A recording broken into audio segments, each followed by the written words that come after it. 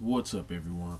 Here to do the Breaker New Waves, chapter 132, and it was a pretty simple chapter, but I enjoyed it. I thought it was pretty cool, even though it was kind of dialogue heavy. But I'm sure next week's chapter will get a lot of action and a lot of fighting. But yeah, it was definitely interesting to say the most because it was so anticipated. But sorry I didn't get a review earlier. It's just the fact that the last 5 chapters didn't come out, and I didn't want to do a review when they said that the chapters were gonna come out. So I just wanted to wait so I could review the whole entire chapter just in case something good happened in the last 5, which something did. But anyways, I'll let you guys know what I thought about the chapter overall. So, as I said before, the chapter was pretty simple.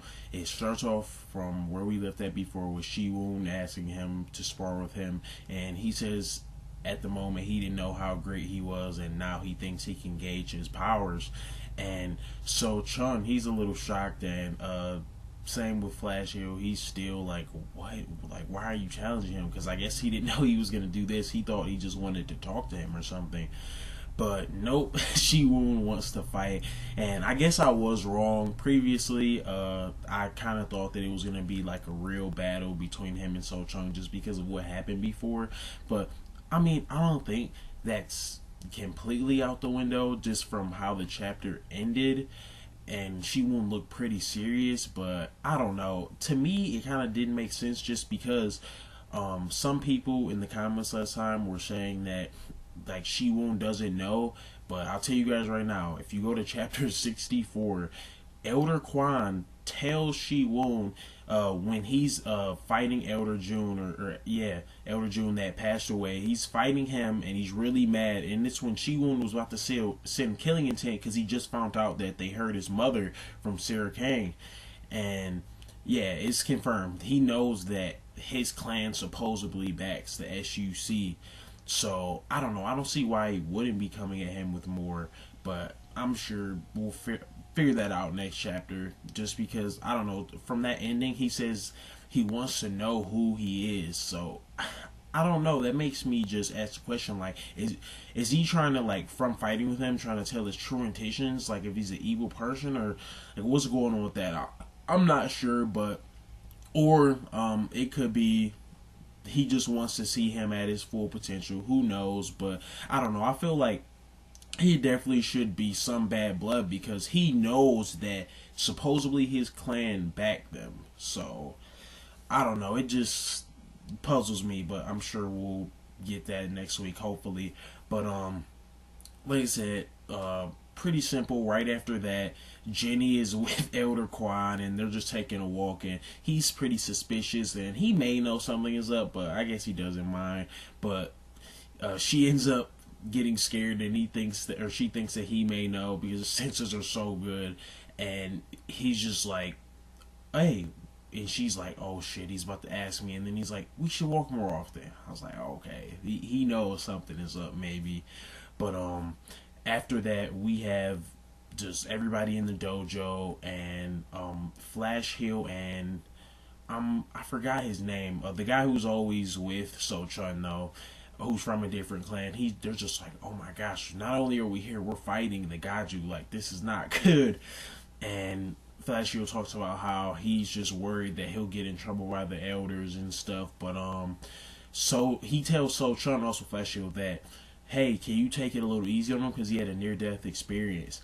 And they begin fighting, and So Chun, he's like he says like previously like you were a good person or whatever, pretty much. But oh my gosh, he says something, and I think like he says instantly he was defeated by his spirit.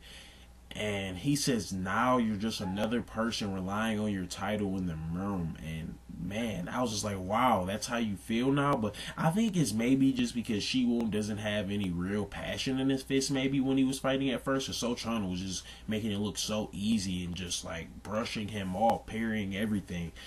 And yeah, it like made me think like, wow, he like really lost that much respect for him. But I guess so, just because he's hyped him so much, and I guess he expected more out of him by now. But he eventually, and I'm not gonna lie, this made me pretty mad how they cut the chapter off right there, and he ends up not hitting Shiwon, and he's like, is this enough? Because I take spars seriously. And honestly, at that point, I was like, no, it cannot end like this. But of course, it did not. And Shiwon was like, oh, you want to take me seriously now?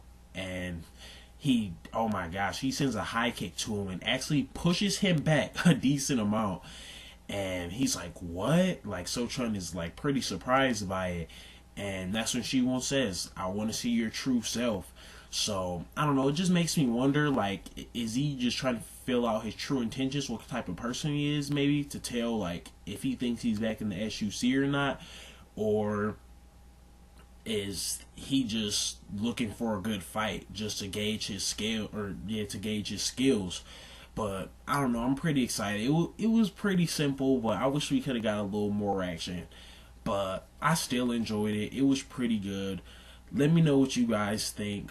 Do you guys think that this will turn into a serious fight? Because we know Sochun, he's not going to back down. Obviously, he's not. And from the looks of it, it looks like Shiwon, that wasn't all he had. I think he just wanted to test him and just see what was going to happen if he just was flailing his arms around and stuff. But yeah, what do you guys think is going to happen next week? Because I'm not really sure myself. But that's all I have, and thanks.